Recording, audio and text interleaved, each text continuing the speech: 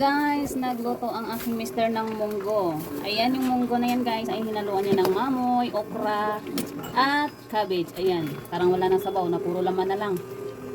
Ayan guys, sinong mahilig dyan sa ating munggo? Ayan. May cabbage pa yan guys, at lalagyan niya rin ng malunggay. Ayan. Sobrang daming gulay. Napaka-healthy. Ayan guys, sinong mahilig dyan sa munggo, tayo ay lalapang na naman. Oh, may ano pa pala yan. Oh. So, tanghon. Just overload ang aming munggo. Ang luto ng aking mister. Ayan, lapang tayo guys. Munggo. At meron pa kaming tuyo. Kain tayo. Wala yan lahat. Pera na.